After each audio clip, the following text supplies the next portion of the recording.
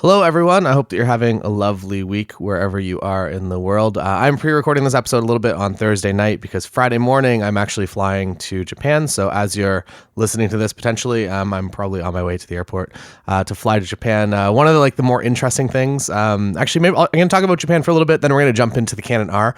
So if you are not interested in Japan and the amazingness that is, maybe skip ahead a little bit. One of the most interesting things that I find about Japan, flying specifically from Toronto, it's like a 13-hour and 10-minute flight to get there, but you fly over the top of the world. So you don't go as you would expect through LA or kind of across Vancouver, the West Coast, headed west. You go kind of like north and you head over, I guess northwest, and you head over Alaska, and then you come down kind of the other side of the world, and you end up you open your window halfway through your flight, and you're literally over top of Siberia, and it looks like it is just like desolate, like Arctic tundra, and it's really, really cool. So that was one of the things that stands out as the coolest fact of, I guess, the flight there that I was not expecting. And when I looked at the map to see like where we'd been, on the in-flight entertainment, it was just like you just went straight over the top of the world and down. So you actually fly from the north to the south into Tokyo, which is also kind of interesting. The thing that I love most about Japan, I think, is just being somewhere that is completely detached from North America from here. I find that just kind of going there, it allows me to recharge quite a lot because I'm not. Well, one, I love the fact that I'm on an opposite time schedule. So if I'm answering emails during the day, I'm hitting those emails to people that are getting them at like 2, 3 in the morning. So they're not responding right away. So you don't play the email ping pong back and forth. The other thing that I like is the fact that, like, for the most part, like, nobody's really awake while you're out doing stuff. So it's kind of nice and relaxing. It's like shutting yourself off from technology, but also still being connected to technology because I run a business, and I don't know. I have lots of thoughts and fears about what could be happening at any moment. So it's nice to have my cell phone with me always, but also it's nice to be able to just relax and kind of recharge for the time that I'm there. If you have not yet been to Japan, I recommend watching the movie that got me kind of hooked on it, which was Lost in Translation. It's also one of the movies that I watched probably around like 2001, 2002, when it came out. And it was one of the first kind of proof of concepts that one of the characters in the film is actually a photographer that's over there to photograph a band from Tokyo. And he's from LA or wherever they're from, New York, moved to LA, and then they're in Tokyo. And that was like, wow, I'm a concert photographer, and that's a possible option that I could go and shoot band photos in Japan. That sounds pretty cool. So I think I connected to that movie based on that. Also based on like the amazingness that is Bill Murray and the film in general.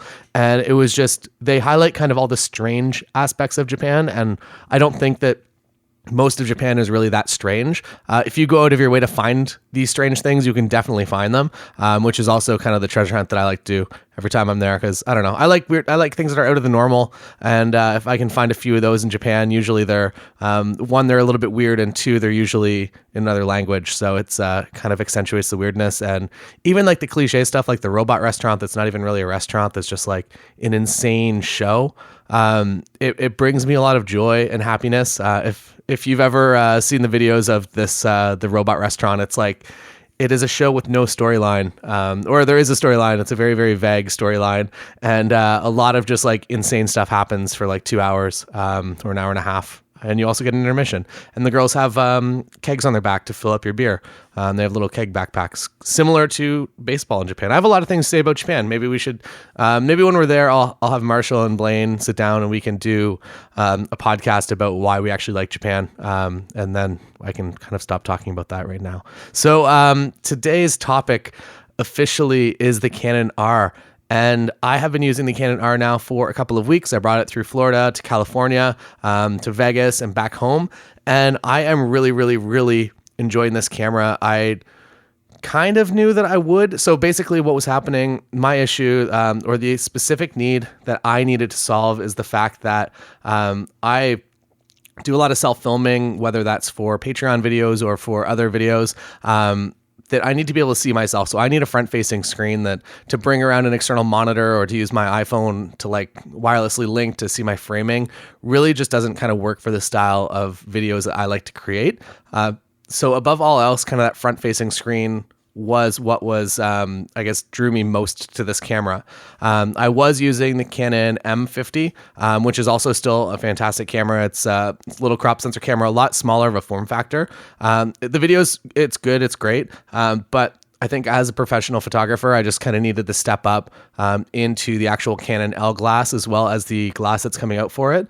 I will say that kind of the one complaint that I've kind of noticed online is that people tend to say that the images that are coming from the Canon R and from specifically like the new R glass that's really, really crazy expensive, is the fact that it almost feels like unreal. And it doesn't feel true to life. So it's not like, I'll compare it like directly to a Leica. So like if you're shooting a Leica Q with that 28 millimeter lens on it, it's going to feel like everything just feels a lot more like you're actually in the scene. If you are shooting, say, the 35 RF on the Canon R body, those images will seem, I want to say, like almost cinematic. It seems like everything's already processed for you. And I personally really enjoy that. I like to kind of experiment with new looks and see what I can create within it.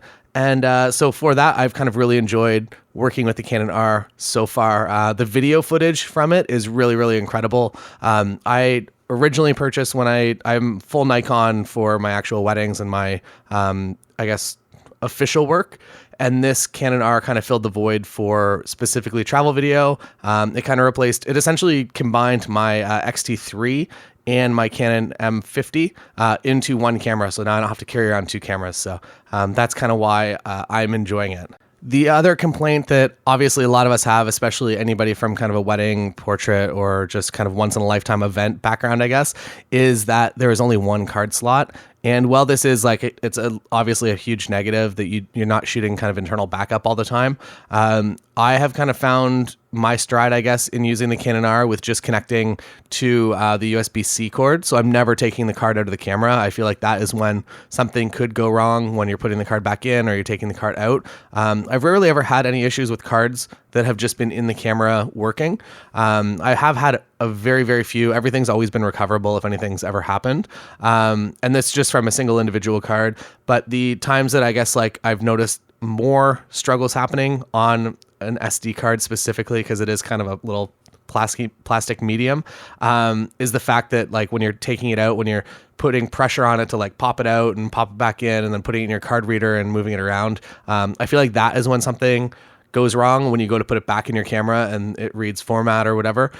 So I'm just kind of avoiding that section of it, and I'm just connecting straight to USB-C. It seems to be working pretty well. I'm pretty happy. Again, I'm not doing stuff that is, I shoot a few wedding images. It's kind of either my second body or my third body. But when I'm out kind of traveling, it is my number one body, but I am making sure that every day at the end of the day that I'm kind of backing everything up in case something were to happen. But again, not once in a lifetime moment. So I'm a little bit more comfortable. We'll see how things go. Like maybe over time I will become increasingly more comfortable with it. Or the other more likely reasonable situation is the fact that probably maybe CES, maybe NAB, Canon's going to announce maybe a more professional version of this camera. And I don't want to say it's a not professional version because it is really a great professional body, I think, personally. I am totally happy with the image quality and everything. Like even the form factor, it feels like it feels like a very tactical device, for lack of a better description. When you pick it up, it feels like it was almost designed like 80% of the way to the Matrix style of stuff. And then they kind of held back at that point. That's my best way to describe it. And I do actually like it. It's nice to have a different body. It's nice to have an LCD up top that does a lot of things and it changes. And it's a little bit fun to have something different. Is it something like, does it create images that my D850 could not? I don't think so. I guess like the thing that I'm still experimenting with, and you'll probably see it on my Instagram over the next little bit, is that I'm going pretty deep into the 51.2, and I've never had that Canon, like the nice little red and kind of glowy flare and just like out of focus elements before. So I'm really kind of playing around with those and pushing the limit of that, and then I'm going to draw it back a little bit. But for now, you'll probably notice that I'm shooting into the sun a lot and creating a lot of just like pretty crazy concoctions of light, and I'm having fun with that, and I'm enjoying that, and it's what I want to be doing. So I'm not going to hold back on that. But those are kind of the images, I guess, that Nikon just technically can't create because their lenses just don't make that little red orb. So if you like that orb, awesome. If you don't, if you're sick of it, then maybe that it doesn't even matter to you. But that's something that I'm currently enjoying. The other thing that the Canon R does for sure that my Nikon cannot do is it has great video autofocus. And the way that it seems to pull autofocus almost feels natural. It feels like I'm actually moving it, which is something that, well, Nikon just doesn't do at all because it's contrast based and it's really, really terrible. I'll use it for kind of synchro, I'll use autofocus to set a focus point sometimes. And I would say it's like accurate 50% of the time.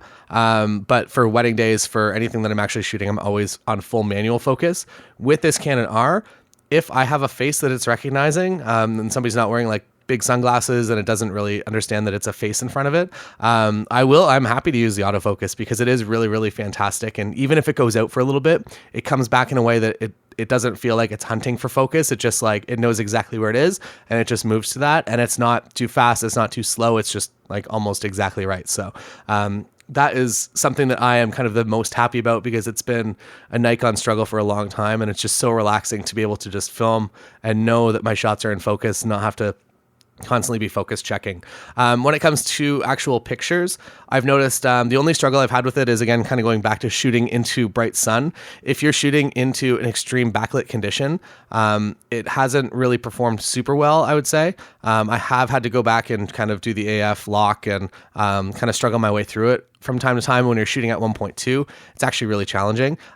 In normal lighting conditions, totally awesome, totally fine. It's just specifically in those backlit conditions that it doesn't really know how to process. I'm sure that iteration 2 of this camera is going to get even better at it. But for now, it doesn't really recognize a face if there's like lens flare kind of moving over top of it, which I understand. You kind of have to like understand what the camera is seeing and why it can't make those decisions and not just blame it. It's like, it's your fault.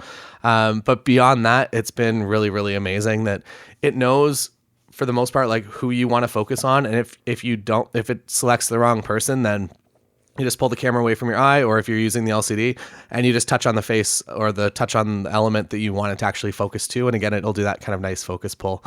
For actual pictures, kind of same deal, that if you wanted to track something, just touch it and just track away. The one thing that I don't love as a video shooter and just a general shooter is that it doesn't have in-body stabilization. So the 35mm f1.8 lens does have in optical stabilization in the lens, and that is the lens that I've been using a lot, and I've had very good success with it. It feels better, at least not if on par with the Nikon like 7200 sports glass as far as the actual stabilization goes. If I had to kind of ballpark an estimate of what that feels like. So it does a very good job. The downside is if you put a 51.2 or anything using the adapter that's not a stabilized lens, you're not going to get any stabilization at all for video. But if you're not shooting video, it's not a problem. The other thing I'll mention with the adapter is that it makes lenses kind of like a little bit ridiculous if it's a big lens. So the 51.2, it's not a big deal because it's a smaller lens, but it pretty much adds like another 1/3 of the length of the lens by adding the adapter. For that, it's fine. I was using the 16-35 f4 IS for a little bit, which again performed like amazingly, but the actual length of it was kind of almost ridiculous. It looked like you almost had a 7200 on there and you were just kind of shooting a wide angle lens. And it's just like, to put it in a backpack, it's really cumbersome and doesn't really make sense. So I've switched. I've actually sold that lens. I returned it because I was within a month.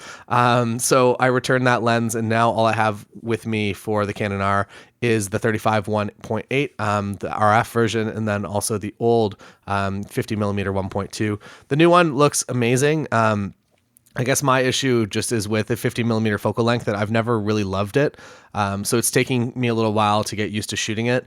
And if it turns out that I absolutely love 50, maybe I will upgrade to that 50 1.2 RF. But for now, I'm super happy with the 1.2, the old version that goes through the adapter.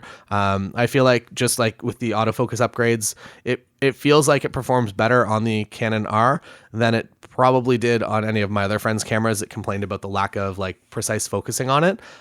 So by, I guess, like putting it on this body, I feel like you do upgrade the autofocus a little bit, or it knows exactly what it needs to be focusing on. So maybe it's just a better performer above all else. So if you are looking at it, I know it's a bit of an expensive purchase, but it's definitely something that's made me very happy. I'm obviously not sponsored by Canon or Nikon or anyone else. Nobody's giving me free camera stuff. So this is kind of all my opinions, my thoughts that I've discovered over the past couple weeks. What I will be doing over the next little bit is just recording a little bit of a video review. So in Tokyo, while we're there, I'm going to be doing a few different reviews. Basically, I was supposed to be doing this on the Leica QP, but it is still in the mail as of today. So I ordered it. I won the money in Vegas. I used business money to buy the Leica, and then it didn't arrive today, which it was supposed to arrive yesterday.